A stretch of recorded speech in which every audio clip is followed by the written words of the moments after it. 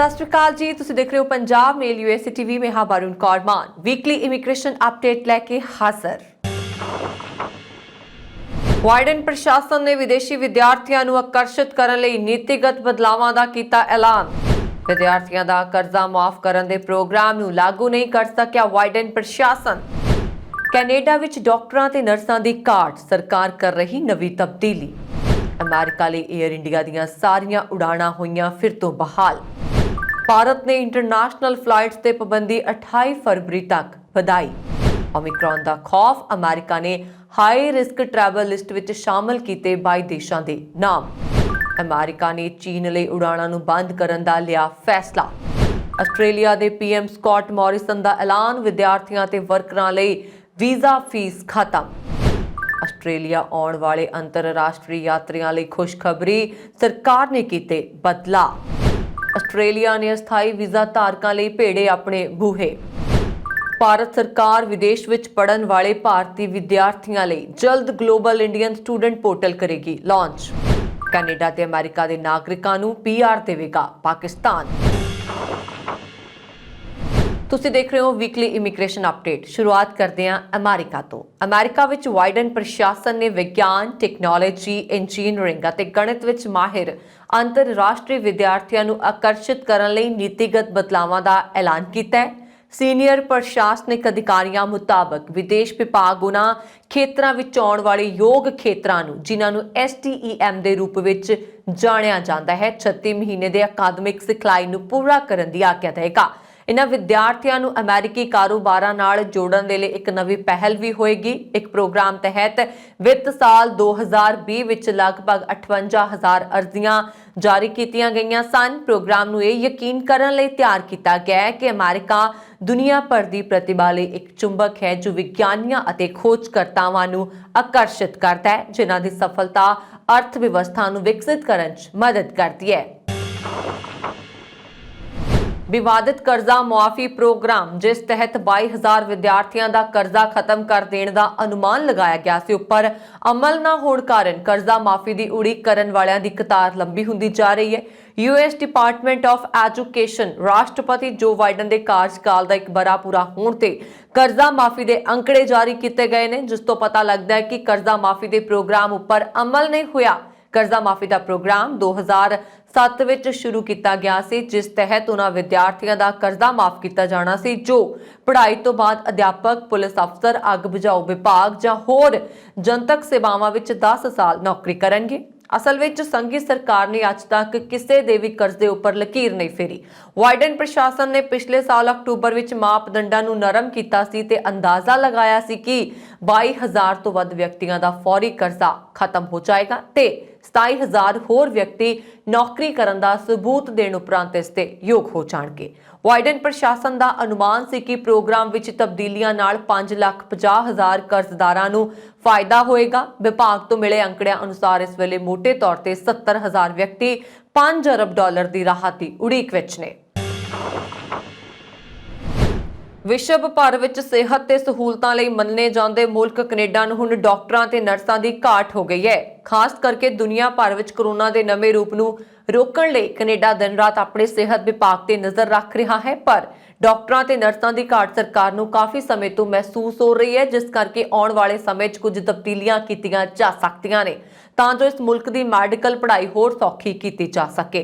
जिक्रयोग है कि विश्व भर तो मैडिकल पास डॉक्टर ते नर्सां कनेडा विच आउण ते अपनी पढ़ाई भाव कनेडा अनुसार पढ़ के ही पास होकर डॉक्टर बन सकते हैं। जेकर वो टेस्ट पास नहीं कर सकते तो कनेडा विच आम व्यक्ति ने, पर हुण सरकार कुछ तब्दीलियां करन ते विचार कर रही है, जिस विच किसी चंगे इंस्टीट्यूट नाल जुड़े डॉक्टर नर्सां नूं बुलाउण लई कुछ राहत दे के कनेडा दी सेहत विभाग नाल काम करन दा मौका दिता जा सके तां जो घाट हर दिन इस मुल्क नूं हो रही है वो पूरी की जा सके।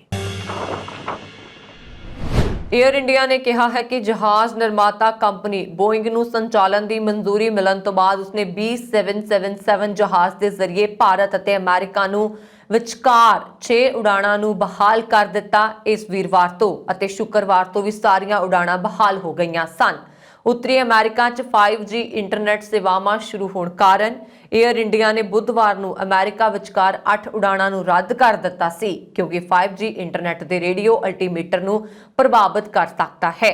ਅਮਰੀਕੀ ਜਹਾਜ਼ਰਾਨੀ ਰੈਗੂਲੇਟਰੀ ਸੰਘੀ ਜਹਾਜ਼ਰਾਨੀ ਪ੍ਰਸ਼ਾਸਨ ਨੇ ਵੀਰਵਾਰ ਨੂੰ ਨਵੇਂ ਦਿਸ਼ਾ ਨਿਰਦੇਸ਼ ਕਰ ਦਿੱਤੇ ਸਨ ਤੇ ਕਿਹਾ ਸੀ ਕਿ B-77 ਸਮੇਤ ਕੁਝ ਖਾਸ ਤਰ੍ਹਾਂ ਦੇ ਜਹਾਜ਼ਾਂ 'ਚ ਲੱਗੇ ਰੇਡੀਓ ਅਲਟੀਮੀਟਰ 5G ਸੇਵਾਵਾਂ ਨਾਲ ਪ੍ਰਭਾਵਿਤ ਨਹੀਂ ਹੋਣਗੇ। ਇਸ ਤੋਂ ਬਾਅਦ ਏਅਰ ਇੰਡੀਆ ਦੇ ਬੁਲਾਰੇ ਨੇ ਦੱਸਿਆ ਸੀ ਕਿ ਵੀਰਵਾਰ ਤੋਂ Delhi New York, Delhi Chicago, Delhi San Francisco ਦੀਆਂ ਉਡਾਣਾਂ ਬਹਾਲ ਹੋ ਗਈਆਂ ਨੇ। ਫਸੇ ਹੋਏ ਯਾਤਰੀਆਂ ਨੂੰ ਲਿਜਾਣ ਦਾ ਪ੍ਰਬੰਧ ਵੀ ਕੀਤਾ ਗਿਆ ਸੀ।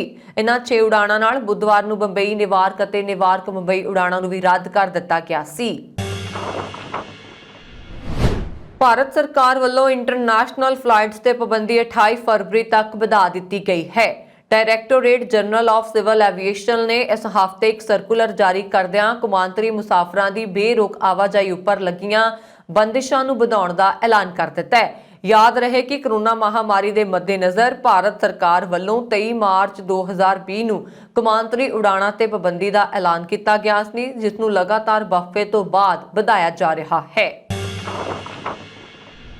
ਅਮਰੀਕਾ ਦੇ ਰੋਗ ਕੰਟਰੋਲ ਅਤੇ ਰੋਕਥਾਮ ਕੇਂਦਰ ਯਾਨੀ ਕਿ CDC ਨੇ ਵੱਧਦੇ ਹੋਏ ਕਰੋਨਾ ਮਾਮਲਿਆਂ ਦਰਮਿਆਨ 22 ਦੇਸ਼ਾਂ ਦੇ ਨਾਮ ਉੱਚ ਜੋਖਮ ਵਾਲੇ ਯਾਤਰਾ ਵਾਲੇ ਦੇਸ਼ਾਂ ਦੀ ਸੂਚੀ ਵਿੱਚ ਪਾ ਦਿੱਤੇ ਨੇ।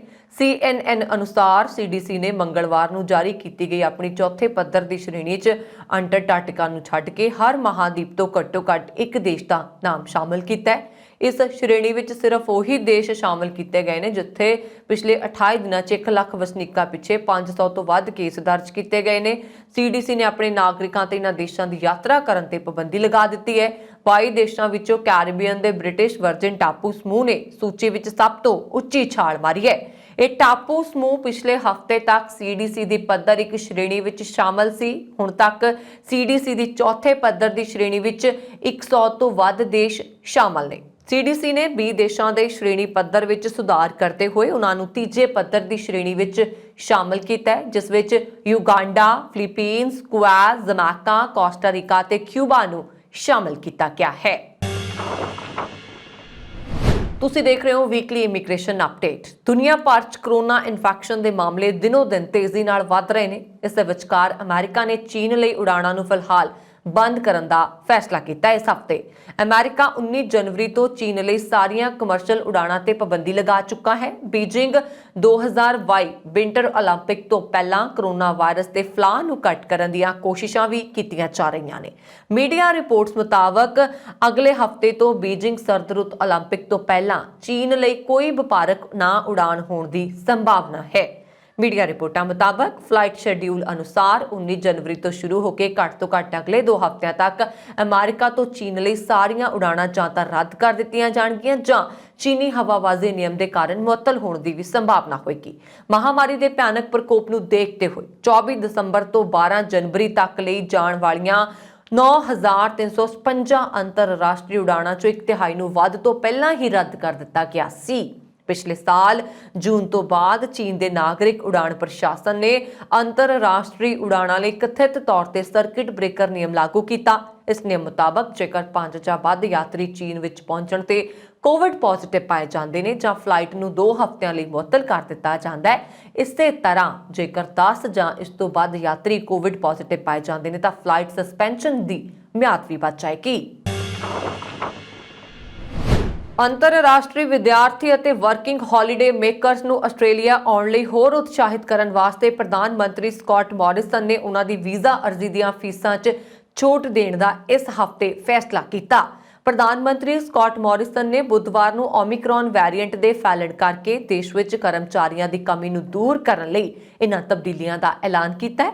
ਉਹਨਾਂ ਨੇ ਕੈਨਬਰਾ ਵਿੱਚ ਪੱਤਰਕਾਰਾਂ ਨਾਲ ਗੱਲਬਾਤ ਦੌਰਾਨ ਕਿਹਾ ਕਿ ਅਸੀਂ ਦੇਸ਼ ਵਿੱਚ ਪਹੁੰਚਣ ਵਾਲੇ ਸਾਰੇ ਲੋਕਾਂ ਨੂੰ ਵੀਜ਼ਾ ਅਰਜ਼ੀ ਫੀਸਾਂ ਵਿੱਚ ਛੋਟ ਦੇਵਾਂਗੇ। ਇੰਟਰਨੈਸ਼ਨਲ ਸਟੂਡੈਂਟਸ ਦੀਆਂ ਫੀਸਾਂ ਬੁੱਧਵਾਰ ਤੋਂ 8 ਹਫ਼ਤਿਆਂ ਲਈ ਮਾਫ ਕਰ ਦਿੱਤੀਆਂ ਗਈਆਂ ਨੇ, ਜਦੋਂ ਕਿ ਛੁੱਟੀਆਂ ਤੇ ਕੰਮ ਕਰਨ ਵਾਲਿਆਂ ਲਈ ਇਹ ਤਬਦੀਲੀਆਂ 12 ਹਫ਼ਤਿਆਂ ਲਈ ਲਾਗੂ ਰਹਿਣਗੀਆਂ।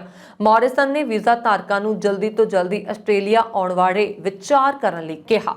उन्होंने कहा है कि ਅਸੀਂ ਚਾਹੁੰਦੇ ਹਾਂ ਕਿ ਤੁਸੀਂ ਆਸਟ੍ਰੇਲੀਆ ਆਓ ਅਤੇ ਇੱਥੇ ਆਸਟ੍ਰੇਲੀਆ ਵਿੱਚ ਛੁੱਟੀਆਂ ਦਾ ਆਨੰਦ ਲਓ, ਪੂਰੇ ਦੇਸ਼ ਵਿੱਚ ਘੁੰਮੋ ਅਤੇ ਉਸੇ ਸਮੇਂ ਦੌਰਾਨ ਸਾਡੇ ਕਰਮਚਾਰੀਆਂ ਵਿੱਚ शामिल होवो। होम अफेयर्स वैबसाइट मुताबिक वर्किंग हॉलीडे मेकर प्रोग्राम अधीन नौजवान 12 महीनों की छुट्टी ले सकते हैं, जिस दौरान वो थोड़े समय लिए काम और पढ़ाई कर सकते हैं। इंटरनैशनल स्टूडेंट्स को इस वेले वीज़ा अर्जी फीस $630 अदा करनी पैंदी है और वर्किंग हॉलीडे मेकरस लिए यह फीस $495 है। दरअसल कोरोना के ਵੱਧਦੇ ਮਾਮਲਿਆਂ ਕਰਕੇ ਹਜ਼ਾਰਾਂ ਲੋਕਾਂ ਨੂੰ ਕੰਮ ਛੱਡਣ ਲਈ ਮਜਬੂਰ ਹੋਣਾ ਪਿਆ ਜਾਂ ਕਈਆਂ ਨੂੰ ਆਈਸੋਲੇਸ਼ਨ ਵਿੱਚ ਰਹਿਣਾ ਪੈ ਰਿਹਾ। ਮਿਸਟਰ ਫਰਾਈਡਨਬਰਗ ਨੇ ਕਿਹਾ ਕਿ ਸਰਕਾਰ ਅੰਦਾਜ਼ਨ 1,75,000 ਵਿਦੇਸ਼ੀ ਵਿਦਿਆਰਥੀਆਂ ਅਤੇ ਵਰਕਿੰਗ ਹੌਲੀਡੇ ਮੇਕਰਸ ਨੂੰ ਦੇਸ਼ ਵਿੱਚ ਆਉਣ ਲਈ ਲੁਭਾਉਣਾ ਚਾਹੁੰਦੀ ਹੈ ਅਤੇ ਇਸ ਯੋਜਨਾ ਤੇ $55 ਮਿਲੀਅਨ ਦੀ ਲਾਗਤ ਆਉਣ ਦੀ ਉਮੀਦ ਹੈ। ਆਸਟ੍ਰੇਲੀਆਈ ਸਰਕਾਰ ਪੂਰੀ ਤਰ੍ਹਾਂ ਕੋਵਿਡ-19 ਟੀਕਾਕਰਨ ਵਾਲੇ ਯਾਤਰੀਆਂ ਲਈ ਦੇਸ਼ ਵਿੱਚ ਦਾਖਲ ਹੋਣਾ ਆਸਾਨ ਅਤੇ ਸਸਤਾ ਬਣਾ ਰਹੀ ਹੈ। ਵਿਦੇਸ਼ਾਂ ਤੋਂ ਆਸਟ੍ਰੇਲੀਆ ਆਉਣ ਵਾਲੇ ਲੋਕਾਂ ਨੂੰ ਹੁਣ ਦੇਸ਼ ਵਿੱਚ ਦਾਖਲ ਹੋਣ ਲਈ ਨੈਗੇਟਿਵ PCR ਟੈਸਟ ਦਾ ਨਤੀਜਾ ਦੇਣ ਦੀ ਲੋੜ ਹੀ ਨਹੀਂ ਹੋਏਗੀ। ਇਸ ਦੀ ਬਜਾਏ ਰਵਾਨਗੀ ਦੇ 24 ਘੰਟਿਆਂ ਦੇ ਅੰਦਰ ਨਕਾਰਾਤਮਕ ਰੈਪਿਡ ਐਂਟੀਜਨ ਟੈਸਟ ਕਰਵਾਉਣ ਦਾ ਵਿਕਲਪ ਹੋਏਗਾ। ਸਰਕਾਰ ਵੱਲੋਂ ਇੱਕ ਹੋਰ ਬਦਲਾਅ ਕਰਦਿਆਂ ਹੁਣ ਸਕਾਰਾਤਮਕ ਟੈਸਟ ਤੋਂ 7 ਦਿਨਾਂ ਬਾਅਦ ਵਿਦੇਸ਼ਾਂ ਤੋਂ ਲੋਕਾਂ ਨੂੰ ਦੇਸ਼ ਪਰਤਣ ਦੀ ਆਗਿਆ ਦਿੱਤੀ ਜਾਏਗੀ। ਨਵੇਂ ਨਿਯਮ 23 ਜਨਵਰੀ ਐਤਵਾਰ ਸਵੇਰੇ 1 ਵਜੇ ਤੋਂ ਲਾਗੂ ਹੋਣਗੇ। ਸਿਹਤ ਮੰਤਰੀ ਗ੍ਰੇਗ ਹੰਟ ਨੇ ਇੱਕ ਬਿਆਨ ਵਿੱਚ ਕਿਹਾ, ਜਦੋਂ ਕਿ ਮਿਆਰੀ PCR ਟੈਸਟ ਬਣੇ ਰਹਿਣਗੇ ਪਰ 24 ਘੰਟਿਆਂ ਦੇ ਅੰਦਰ ਇੱਕ ਰੈਪਿਡ ਐਂਟੀਜਨ ਟੈਸਟ ਸਵੀਕਾਰਯੋਗ ਹੋਏਗਾ। ਸਿਹਤ ਮੰਤਰੀ ਗ੍ਰੇਗ ਹੰਟ ਨੇ ਕਿਹਾ ਕਿ ਰੈਪਿਡ ਐਂਟੀਜਨ ਟੈਸਟ ਡਾਇਗਨੋਸਟਿਕ ਉਦੇਸ਼ਾਂ ਲਈ ਹੋਏਗਾ ਕਿ ਯਾਤਰੀ ਨੂੰ ਆਸਟ੍ਰੇਲੀਆ ਜਾਣ ਤੋਂ ਪਹਿਲਾਂ ਕੋਵਿਡ-19 ਹੈ ਜਾਂ ਨਹੀਂ। ਇਹ ਕਦਮ ਆਸਟ੍ਰੇਲੀਆ, ਕੁਈਨਜ਼ਲੈਂਡ, ਤਸਮਾਨੀਆ ਸਮੇਤ ਕਈ ਰਾਜਾਂ ਵਿੱਚ ਅੰਤਰਰਾਜੀ ਯਾਤਰਾ ਤੋਂ ਆਉਣ ਵਾਲੇ ਪੂਰੀ ਤਰ੍ਹਾਂ ਟੀਕਾਕਰਨ ਵਾਲੇ ਲੋਕਾਂ ਨੂੰ ਕੋਵਿਡ-19 ਟੈਸਟਿੰਗ ਦੇ ਨਿਯਮਾਂ ਵਿੱਚ ਢਿੱਲ ਦੇਣ ਦੇ ਫੈਸਲੇ ਤੋਂ ਬਾਅਦ ਲਿਆ ਗਿਆ ਹੈ। ਇੰਟਰਨੈਸ਼ਨਲ ਪੈਸੇਂਜਰਸ ਜਾਨ ਕੇ ਅੰਤਰਰਾਸ਼ਟਰੀ ਯਾਤਰੀ ਨਿਯਮਾਂ ਵਿੱਚ ਇੱਕ ਹੋਰ ਤਬਦੀਲੀ ਕਰਦਿਆਂ ਵਿਦੇਸ਼ ਵਿੱਚ ਰਹਿੰਦੇ ਹੋਏ ਕੋਵਿਡ-19 ਪੋਜ਼ਿਟਿਵ ਲੋਕਾਂ ਨੂੰ ਮੌਜੂਦਾ 14 ਦਿਨਾਂ ਤੋਂ ਘਟਾ ਕੇ ਸਕਾਰਾਤਮਕ ਟੈਸਟ ਤੋਂ 7 ਦਿਨਾਂ ਬਾਅਦ ਦੇਸ਼ ਵਾਪਸ ਆਉਣ ਦੀ ਆਗਿਆ ਦਿੱਤੀ ਗਈ ਹੈ। ਇਸ ਨਾਲ ਵਿਦੇਸ਼ਾਂ ਤੋਂ ਪਰਤਣ ਵਾਲੇ ਯਾਤਰੀਆਂ ਲਈ ਨਵੀਂ ਘਰੇਲੂ ਇਕਾਂਤ ਵਾਸਤੇ ਸਹੂਲਤ ਨਾਲ ਆਸਟ੍ਰੇਲੀਆ ਵਾਪਸ ਆਉਣ ਦਾ ਇੰਤਜ਼ਾਰ ਸਮਾਂ ਘੱਟ ਜਾਏਗਾ। ਆਸਟ੍ਰੇਲੀਆ ਆਉਣ ਵਾਲੇ ਯਾਤਰੀਆਂ ਨੂੰ ਹਵਾਈ ਅੱਡਿਆਂ ਅਤੇ ਹਵਾਈ ਜਹਾਜ਼ਾਂ ਵਿੱਚ ਮਾਸਕ ਪਾਉਣਾ ਲਾਜ਼ਮੀ ਹੋਏਗਾ। ਆਸਟ੍ਰੇਲੀਆਈ ਸੰਘੀ ਸਰਕਾਰ ਨੇ 2021-22 ਦੇ ਬਜਟ ਵਿੱਚ ਦੇਸ਼ ਦੇ ਆਰਥਿਕ ਵਿਕਾਸ ਦੇ ਮੁੜ ਸਥਾਪਨ ਨੂੰ ਬਰਕਰਾਰ ਰੱਖਦਿਆਂ ਆਪਣੇ ਐਲਾਨਾਂ ਵਿੱਚ ਜਿੱਥੇ ਨੌਕਰੀਆਂ ਦਾ ਸਮਰਥਨ, ਨਵੀਂ ਪੀੜ੍ਹੀ ਲਈ ਡਿਜੀਟਲ ਹੁਨਰ, ਚੰਗੀਆਂ ਸਿਹਤ ਸੇਵਾਵਾਂ, ਸੁਰੱਖਿਆ ਬਜਟ ਵਿੱਚ ਵਾਧਾ ਅਤੇ ਔਰਤਾਂ ਲਈ ਵਿਸ਼ੇਸ਼ ਅਧਿਕਾਰ ਤੇ ਸੇਵਾਵਾਂ ਦੀ ਗਰੰਟੀ ਦਿੱਤੀ ਹੈ, ਉੱਥੇ ਅਸਥਾਈ ਵੀਜ਼ਾ ਧਾਰਕਾਂ ਤੇ ਕੌਮਾਂਤਰੀ ਪਾੜਿਆਂ ਦੇ ਭਵਿੱਖ ਬਾਰੇ ਬੇਯਕੀਨੀ ਹੈ ਕਿਉਂਕਿ ਆਸਟ੍ਰੇਲੀਆ ਦੀਆਂ ਕੌਮਾਂਤਰੀ ਸਰਹੱਦਾਂ 2022 ਦੇ ਅੱਧ ਤੱਕ ਬੰਦ ਰਹਿਣਗੀਆਂ। ਮਾਹਿਰਾਂ ਅਨੁਸਾਰ ਆਸਟ੍ਰੇਲੀਆ ਕੌਮਾਂਤਰੀ ਵਿਦਿਆਰਥੀਆਂ ਦੀ ਛੋਟੀ ਪੜ੍ਹਾਈ ਵਾਪਸੀ ਦੀ ਹੀ ਆਗਿਆ ਦੇ ਸਕਦਾ ਹੈ। ਉਧਰ ਕੌਮਾਂਤਰੀ ਸਰਹੱਦਾਂ ਦੇ ਮੁੱਦੇ ਤੇ ਸਰਕਾਰ ਦੇ ਰੁਖ ਨੂੰ ਸਪਸ਼ਟ ਕਰਦਿਆਂ ਪ੍ਰਧਾਨ ਮੰਤਰੀ ਸਕਾਟ ਮੋਰਿਸਨ ਨੇ ਕਿਹਾ ਕਿ ਇਹ ਫੈਸਲਾ ਇੱਕ ਧਾਰਨਾ ਹੈ, ਪੱਕੀ ਨੀਤੀ ਨਹੀਂ। ਉਹ ਅਜਿਹੇ ਸਮੇਂ ਆਸਟ੍ਰੇਲੀਆਈ ਲੋਕਾਂ ਦੀ ਸਿਹਤ ਤੇ ਸੁਰੱਖਿਆ ਖਤਰੇ 'ਚ ਪਾਉਣ ਲਈ ਤਿਆਰ ਨਹੀਂ ਹਨ ਜਦੋਂ ਵਿਸ਼ਵ ਦੇ ਕਈ ਹਿੱਸਿਆਂ ਵਿੱਚ ਕਰੋਨਾ ਮਹਾਮਾਰੀ ਫੈਲ ਰਹੀ ਹੈ। ਉਹਨਾਂ ਨੇ ਕਿਹਾ ਕਿ ਸਰਕਾਰ ਦੇਸ਼ ਦੇ ਆਰਥਿਕ ਸੁਧਾਰ ਨੂੰ ਹੁਲਾਰਾ ਦੇਣ ਲਈ ਸਰਹੱਦਾਂ ਨੂੰ ਹੌਲੀ-ਹੌਲੀ ਮੁੜ ਖੋਲ੍ਹਣ ਵੱਲ ਕਦਮ ਚੱਕਣ ਦੀ ਇੱਛੁਕ ਹੈ, ਪਰ ਉਦੋਂ ਜਦੋਂ ਅਜਿਹਾ ਕਰਨਾ ਸੁਰੱਖਿਅਤ ਹੋਏਗਾ। ਉਧਰ ਵਿਰੋਧੀ ਪਾਰਟੀਆਂ ਤੇ ਭਾਰਤੀ ਭਾਈਚਾਰੇ ਦੇ ਆਗੂਆਂ ਨੇ ਇਸ ਫੈਸਲੇ ਤੇ ਨਾਰਾਜ਼ਗੀ ਜ਼ਾਹਿਰ ਕਰਦਿਆਂ ਕਿਹਾ ਕਿ ਸਰਹੱਦਾਂ ਨੂੰ ਮੁੜ ਖੋਲ੍ਹੇ ਜਾਣ ਦੀ ਉਡੀਕ ਵਿੱਚ ਬਹੁਤ ਸਾਰਾ ਸਮਾਂ ਬਰਬਾਦ ਹੋ ਗਿਆ। ਪਰਿਵਾਰ ਦਾ ਸਮੇਂ ਸਿਰ ਇਕੱਠੇ ਨਾ ਹੋਣਾ ਮਨੁੱਖਤਾ ਲਈ ਤਰਾਸਦੀ ਬਣਦਾ ਜਾ ਰਿਹਾ। ਪ੍ਰੀ ਕੋਵਿਡ ਭਾਵ 2019 ਵਿੱਚ 5,79,00,000 ਵਿਦਿਆਰਥੀ ਵਿਦੇਸ਼ ਪੜ੍ਹਦੇ ਸੀ। ਦਸੰਬਰ 2021 ਵਿੱਚ ਇਹ ਅੰਕੜਾ 11.33 ਲੱਖ ਤੇ ਪਹੁੰਚ ਗਿਆ। ਮੌਜੂਦਾ ਸਮੇਂ 90 ਮੁਲਕਾਂ ਵਿੱਚ ਭਾਰਤੀ ਵਿਦਿਆਰਥੀ ਪੜ੍ਹਾਈ ਕਰ ਰਹੇ ਨੇ। ਕੋਰੋਨਾ ਦੀ ਪਹਿਲੀ ਲਹਿਰ ਵਿੱਚ ਪਾਬੰਦੀਆਂ ਤੋਂ ਬਾਅਦ 2020 ਵਿੱਚ ਵਿਦੇਸ਼ 'ਚ ਪੜ੍ਹਨ ਵਾਲੇ ਭਾਰਤੀ ਵਿਦਿਆਰਥੀਆਂ ਦੀ ਗਿਣਤੀ ਅੱਧੀ ਰਹਿ ਗਈ ਸੀ। ਇਸ ਦੌਰਾਨ ਕਈ ਆਨਲਾਈਨ ਮੋਡ ਤੇ ਸ਼ਿਫਟ ਹੋ ਗਏ। ਅਗਸਤ-ਸਤੰਬਰ 2020 ਵਿੱਚ ਬੰਦਸ਼ਾਂ 'ਚ ਢਿੱਲ ਮਿਲੀ ਤਾਂ ਵਿਦਿਆਰਥੀ ਔਨ ਕੈਂਪਸ ਮੋਡ ਵਿੱਚ ਸ਼ਿਫਟ ਹੋਣ ਲੱਗੇ। ਆਨਲਾਈਨ ਮੋਡ ਵਿੱਚ ਵਿਦੇਸ਼ ਵਿੱਚ ਰਜਿਸਟ੍ਰੇਸ਼ਨ ਕਰਵਾਉਣਾ ਨਾ ਸਿਰਫ ਸੌਖਾ ਤੇ ਸਸਤਾ ਸੀ, ਸਗੋਂ ਵੀਜ਼ੇ ਦਾ ਰਾਹ ਵੀ ਸਰਲ ਹੋ ਗਿਆ। ਵਿਦੇਸ਼ ਵਿੱਚ ਪੜ੍ਹਨ ਲਈ ਵਿਦਿਆਰਥੀਆਂ ਦੀ ਮਦਦ ਕਰਨ ਵਾਲੇ ਪਲੇਟਫਾਰਮ ਯੋਕੇਟ ਦੇ ਕੋ-ਫਾਊਂਡਰ ਸੁਮਿਤ ਜੈਨ ਨੇ ਦੱਸਿਆ ਕਿ ਕੋਰੋਨਾ ਕਾਲ ਵਿੱਚ ਵੱਡੀ ਗਿਣਤੀ 'ਚ ਵਿਦਿਆਰਥੀਆਂ ਨੇ ਵਿਦੇਸ਼ੀ ਸੰਸਥਾਵਾਂ ਵਿੱਚ ਰਜਿਸਟ੍ਰੇਸ਼ਨ ਕਰਵਾਈ ਹੈ। ਭਾਰਤ ਸਰਕਾਰ ਵਿਦੇਸ਼ ਵਿੱਚ ਪੜ੍ਹਨ ਵਾਲੇ ਭਾਰਤੀ ਵਿਦਿਆਰਥੀਆਂ ਲਈ ਜਲਦ global Indian student portal launch ਕਰਨ ਜਾ ਰਹੀ ਹੈ। ਇਹ ਸਿੰਗਲ ਪੁਆਇੰਟ ਪਲੇਟਫਾਰਮ ਹੋਏਗਾ। ਪਾਕਿਸਤਾਨ ਨੇ ਨਿਵੇਸ਼ ਨੂੰ ਉਤਸ਼ਾਹਿਤ ਕਰਨ ਤੇ ਆਪਣੀ ਡਿੱਗਦੀ ਆਰਥਿਕਤਾ ਤੇ ਕੌਮੀ ਵਿਕਾਸ ਨੂੰ ਹੁਲਾਰਾ ਦੇਣ ਦੇ ਲਈ ਅਮੀਰ ਵਿਦੇਸ਼ੀ ਨਾਗਰਿਕਾਂ ਨੂੰ ਸਥਾਈ ਨਾਗਰਿਕਤਾ ਸਕੀਮ ਦੀ ਪੇਸ਼ਕਸ਼ ਦੇਣ ਦਾ ਫੈਸਲਾ ਕੀਤਾ, ਜਿਸ ਵਿੱਚ ਅਮਰੀਕਾ ਤੇ ਕੈਨੇਡਾ ਵਿੱਚ ਰਹਿ ਰਹੇ ਸਿੱਖ ਤੇ ਅਫਗਾਨ ਤੇ ਚੀਨੀ ਨਾਗਰਿਕ ਸ਼ਾਮਲ ਹੋਣਗੇ।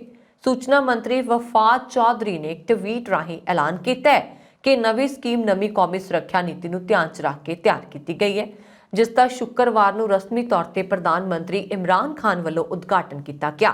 ਇੱਕ ਕੈਬਨਿਟ ਮੰਤਰੀ ਨੇ ਇਸ ਸਕੀਮ ਬਾਰੇ ਜਾਣਕਾਰੀ ਦਿੰਦਿਆਂ ਦੱਸਿਆ ਕਿ ਪੀਆਰ ਸਕੀਮ ਸ਼ੁਰੂ ਕਰਨ ਦਾ ਇੱਕ ਮੰਤਵ ਅਮੀਰ ਅਫਗਾਨਿਸਤਾਨੀਆਂ ਨੂੰ ਪਾਕਿਸਤਾਨ ਵੱਲ ਆਕਰਸ਼ਿਤ ਕਰਨਾ ਹੈ, ਜੋ ਪਿਛਲੇ ਬਰੇ ਕਾਬੁਲ ਦੀ ਹਾਲਾਤ ਖਰਾਬ ਹੋਣ ਮਗਰੋਂ ਤੁਰਕੀ, ਮਲੇਸ਼ੀਆ ਤੇ ਕੁਝ ਹੋਰ ਮੁਲਕਾਂ ਵੱਲ ਰੁਖ ਕਰ ਰਹੇ ਨੇ।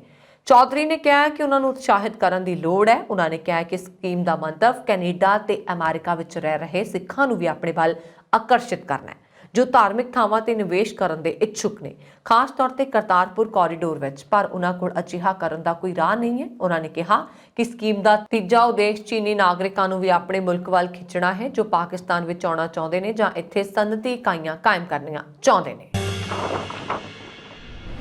ਵੀਕਲੀ ਇਮੀਗ੍ਰੇਸ਼ਨ ਅਪਡੇਟ ਦੇ ਵਿੱਚ ਅੱਜ ਦੇ ਲਈ ਇੰਨਾ ਹੀ। ਅਗਲੇ ਹਫਤੇ ਫਿਰ ਤੋਂ ਨਵੀਆਂ ਅਪਡੇਟਸ ਲੈ ਕੇ ਹਾਜ਼ਰ ਹੋਵਾਂਗੇ। ਪਰਨ ਕੌਰ ਮਾਨ ਨੂੰ ਦਿਓ ਆਗਿਆ। ਪੰਜਾਬ ਮੇਲ USA TV ਸਾਡਾ YouTube ਚੈਨਲ ਸਬਸਕ੍ਰਾਈਬ ਕਰੋ। ਸਤਿ ਸ਼੍ਰੀ ਅਕਾਲ।